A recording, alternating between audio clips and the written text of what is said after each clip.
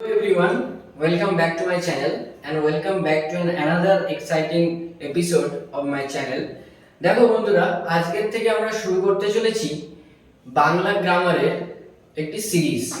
এর সাথে সাথে আমরা কিন্তু ইংরেজি গ্রামারেরও একটি সিরিজ চালাবো এবং চালু করব, সেটাও এর সাথে সাথেই হবে, সাইমালটেনিয়াসলি হবে। কিন্তু আজকে আমরা বাংলার একটি খুব দুর্দান্ত এপিসোড নিয়ে এসেছি বাংলা ব্যাকরণের উপরে, এবং সেটি আজকে আমি তোমাদের সঙ্গে শেয়ার করব। এবং ভিডিওটি দেখার পর যদি ভিডিওটি অবশ্যই ভালো লেগে থাকে তাহলে অবশ্যই একটি লাইক প্রেস করবে, এবং চ্যানেলটি যদি সাবস্ক্রাইব করা না থাকে তাহলে অবশ্যই সাবস্ক্রাইব বাটনটাকে প্রেস করে দেবে, এবং অবশ্যই বেল আইকনটি প্রেস করতে কিন্তু ভুলো না। তাতে করে আমার ভিডিওটি সবার আগে সবার প্রথমে তোমাদের নোটিফিকেশনে চলে যাবে। আজকে আমি যে বিষয়টি নিয়ে আলোচনা করব সেটা হচ্ছে আমাদের ধ্বনি এবং বর্ণ। আশা করি তোমরা সবাই শুনেছো ধ্বনি এবং বর্ণের কথা। তো আজকে আমরা ধ্বনি এবং বর্ণের একটা বেসিক ইন্ট্রোডাকশন আমরা জানবো, মানে মূল যে বিষয়টি ধ্বনি এবং বর্ণের ক্ষেত্রে সেটা কিন্তু আজকে আমরা জানবো। দেখো, আমি বোর্ডে লিখেছি ধ্বনি। তো ধ্বনি কথার অর্থ কি? ধ্বনি কথার অর্থ হচ্ছে আওয়াজ। আমরা সবাই জানি ধ্বনি কথার অর্থ হচ্ছে আওয়াজ, কিন্তু তোমরা জানো যে যে কোনো আওয়াজকে কি ধ্বনি বলে? না, যে কোনো আওয়াজকে কিন্তু ধ্বনি বলে না। তো এত তো আওয়াজ হচ্ছে, সারাদিন আমরা কত আওয়াজ শুনি বা কত আওয়াজ আমরা তৈরি করি, কিন্তু সমস্ত আওয়াজকে কি ধ্বনি বলা যায় বাংলা ব্যাকরণের ভাষায়? না, বলা যায় না।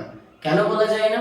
কারণ ধ্বনি হচ্ছে সেই ধরনের আওয়াজ যেটা মানুষের বাকযন্ত্র থেকে নিঃসৃত হবে, মানুষের বাকযন্ত্র থেকে উচ্চারিত অর্থপূর্ণ, শ্রুতি মধুর এবং বোধগম্য আওয়াজকেই কিন্তু আমরা বলবো ধ্বনি। তাহলে আমরা কাকে ধ্বনি বলবো? ধ্বনি আমরা তাকেই বলবো যেটা হবে মানুষের বাকযন্ত্র থেকে নিঃসৃত এবং অর্থপূর্ণ, বোধগম্য, সাথে সাথে শ্রুতিমধুর, একেই আমরা ধ্বনি বলি। তাহলে এই যে বিষয়টি আমরা বললাম, এর মাধ্যমে আমরা ধ্বনির বৈশিষ্ট্য পেয়ে যাচ্ছি। তাহলে ধ্বনির কি কি বৈশিষ্ট্য আমরা পাচ্ছি বলো? দেখো, ধ্বনির আমরা চারটে বৈশিষ্ট্য পেয়ে গেলাম। একটা হচ্ছে ধ্বনি মানুষের বাকযন্ত্র থেকে উচ্চারিত, 2 নম্বর হচ্ছে ধ্বনি অর্থপূর্ণ হবে, 3 নম্বর হবে ধ্বনি বোধগম্য, অর্থাৎ অন্যেরা বুঝতে পারবে, তাদের বোধগম্যতার মধ্যে আসবে, এবং 4 নম্বর হচ্ছে ধ্বনি হবে শ্রুতি মধুর, এবং যেটা শুনতে আমাদের ভালো লাগবে, যেটা শুনে আমরা বুঝতে পারবো, সেটাই ধ্বনি। তাহলে এই হচ্ছে ধ্বনির বৈশিষ্ট্য। তাহলে ধ্বনির বৈশিষ্ট্য বুঝলাম এবং ধ্বনি সম্পর্কে আমরা বেসিক জিনিসটা বুঝে গেলাম। এবার আমরা চলে আসি যে ধ্বনির যে লিখিত রূপ তাকে বলা হয় বর্ণ। তাহলে আমরা যদি প্রশ্ন করি যে বর্ণ কাকে বলে, তাহলে অবশ্যই বর্ণের সংজ্ঞাটি দেওয়া যেতে পারে যে ধ্বনির লিখিত রূপকে বলা হয় বর্ণ। এবার দেখো, ধ্বনি 2 প্রকার, তার মানে বর্ণ 2 প্রকার। ধ্বনি কি কি? ধ্বনি হচ্ছে স্বরধ্বনি এবং ব্যঞ্জন ধ্বনি। তাহলে বর্ণ কয় প্রকার? বর্ণ 2 প্রকার, স্বরবর্ণ এবং ব্যঞ্জন বর্ণ। আজকে আমরা স্বরধ্বনি নিয়ে একটু আলোচনা করি, এবং স্বরধ্বনির সঙ্গে সঙ্গে স্বরবর্ণ কিন্তু আজকের আলোচনার বিষয়ে থাকবে। স্বরধ্বনি, স্বর কথার অর্থ কি? আমরা যদি বলি স্বরধ্বনি, ধ্বনি তো 2 রকম আমরা দেখলাম, একটা হচ্ছে স্বরধ্বনি, একটা হচ্ছে ব্যঞ্জন ধ্বনি। তো স্বরধ্বনিতে স্বর কথার অর্থ কি? স্বরধ্বনিতে স্বর কথার অর্থ হচ্ছে প্রাণ বা শ্বাসবায়ু। আমরা ছোটবেলা থেকে পড়ে আসছি না যে স্বরধ্বনি যে ধ্বনি উচ্চারণ করবার সময় অন্য ধ্বনির সাহায্য ছাড়া উচ্চারিত হতে পারে, যে ধ্বনিগুলো, তাকে বলা হয় স্বরধ্বনি। এই সংজ্ঞাটি, ডেফিনেশনটি কিন্তু যথাযথ নয়, অ্যাপ্রোপ্রিয়েট নয়। তাহলে আমাদের উপযুক্ত সংজ্ঞাটা কি হতে পারে? স্বরধ্বনি হচ্ছে সেই ধ্বনি যে ধ্বনি উচ্চারণের সময় শ্বাসবায়ু মুখের ভেতর থেকে বাইরে বেরিয়ে আসার সময় কোনো স্থানে বাধাপ্রাপ্ত হয় না, কোনো জায়গায় বাধাপ্রাপ্ত হয় না, মানুষের মুখগহ্বর থেকে নিঃসৃত হচ্ছে না, অর্থাৎ সরাসরি বিনা বাধায় সেটা বেরিয়ে আসছে বাইরে, তাকেই বলা হচ্ছে স্বরধ্বনি। দেখো, স্বরধ্বনিকে আমরা কিন্তু আবার 2 রকম ভাবে ভাগ করতে পারি। একটা হচ্ছে গঠনগত ভাগ, আর একটা হচ্ছে উচ্চারণের সময়গত ভাগ। একটা হচ্ছে গঠনগত ভাগ, আর একটা হচ্ছে উচ্চারণের সময়গত ভাগ। উচ্চারণ সময়, তো এটা কিন্তু মাথায় রাখতে হবে। একটা হচ্ছে গঠনগত, আর একটা হচ্ছে উচ্চারণের সময়গত। তো গঠনগত ভাগ কেমন, অর্থাৎ তার কিভাবে গঠিত হয়েছে, স্বরধ্বনিটা কিভাবে তৈরি হয়েছে, এর উপরে ভিত্তি করে কিন্তু আমরা একে আবার দুটো ভাগে ভাগ করতে পারি। একটা হচ্ছে মৌলিক স্বরধ্বনি, একটা হচ্ছে যৌগিক স্বরধ্বনি।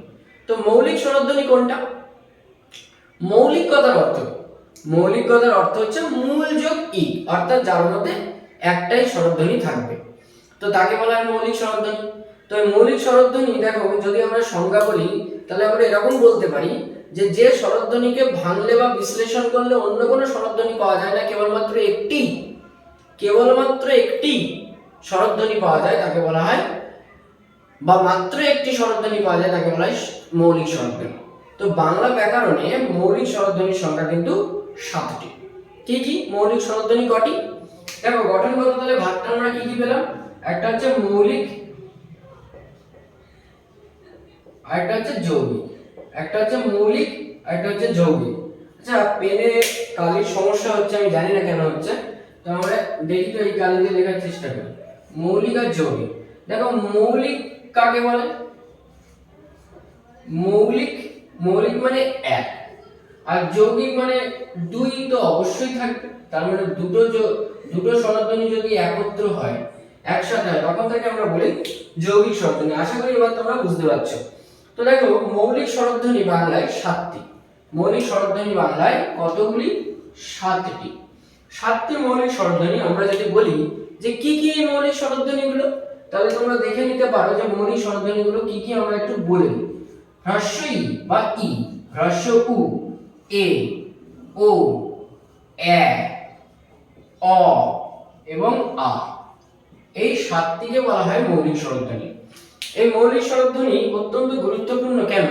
দেখো যে কোনো চাকরির পরীক্ষাতে বা যে কোনো ক্লাসের পরীক্ষাতে যেখানে ধ্বনি এবং বর্ণের অধ্যায়টি রয়েছে, সেখানে কিন্তু এই বিষয়গুলো অত্যন্ত গুরুত্বপূর্ণ। প্রাথমিক টেট, ওয়েস্ট বেঙ্গল প্রাথমিক টেট বা আমাদের যে সেন্ট্রাল টেট, এই যে পরীক্ষাগুলো হয়, সেখানেও কিন্তু বাংলার যে একটা অংশ রয়েছে ধ্বনি এবং বর্ণ, সেখান থেকে কিন্তু এই পাঠটি অত্যন্ত গুরুত্বপূর্ণ। তো দেখো মৌলিক স্বরধ্বনি আমরা কটা দেখলাম? মৌলিক স্বরধ্বনি আমরা দেখলাম 7টি। কি কি না? হ্রস্ব ই, হ্রস্ব উ, এ, ও, এ, অ আর আ। তাহলে মৌলিক স্বরধ্বনিকে কিন্তু আর বিশ্লেষণ করা যায় না, আর ভাঙা যায় না, এটা একটু মাথায় রেখো।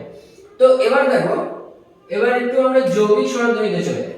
যৌগিক স্বরধ্বনি কথা, যৌগিক স্বরধ্বনি হচ্ছে মোট দুটি, এ বাদেও আরো 25টি আছে, এ বাদেও আরো 25টি আছে, মানে 27টি কিন্তু যৌগিক স্বরধ্বনি আমরা পেয়ে থাকি। তো এখন যদি বলি দুটি কি কি, তো দুটি হচ্ছে ওই এবং ও, এগুলো লিখিত রূপ আছে, এগুলোর চিহ্ন আছে, তার মানে এগুলোকে আমরা যৌগিক স্বরধ্বনি প্লাস যৌগিক স্বরবর্ণও বলতে পারি।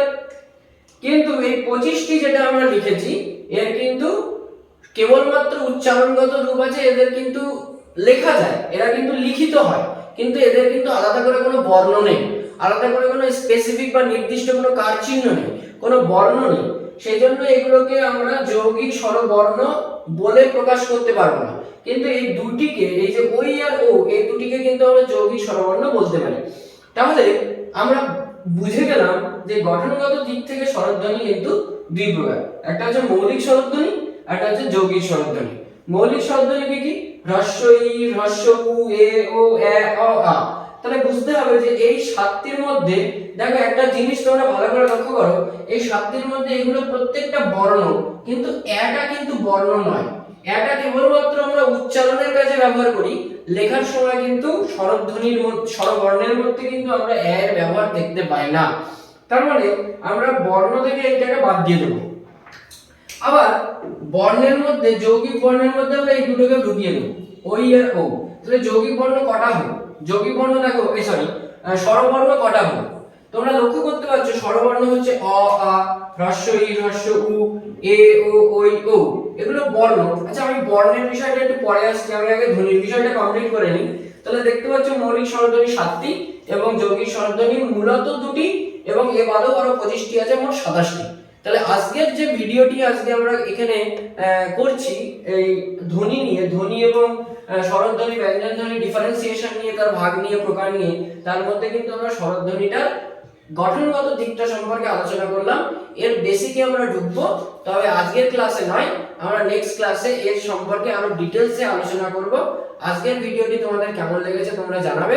ভিডিওটি ভালো লাগলে অবশ্যই চ্যানেলটিকে সাবস্ক্রাইব করবে এবং এইভাবে আমাদের বাংলা ব্যাকরণের গ্রামারের উপরে, মানে বাংলা ব্যাকরণ বা গ্রামারের উপরে টোটাল সিরিজ আসতে চলেছে, পরপর ধাপে ধাপে আমি শেখাবো। আশা করি তোমরা আমার সঙ্গে থাকবে এবং আমার চ্যানেলটিকে অত্যন্ত ভালোবাসা দেবে এবং অবশ্যই শেয়ার করবে তোমাদের বন্ধু বান্ধবীদের মাঝে। ধন্যবাদ, সকলে ভালো থেকো, দেখা হবে পরের ক্লাসে।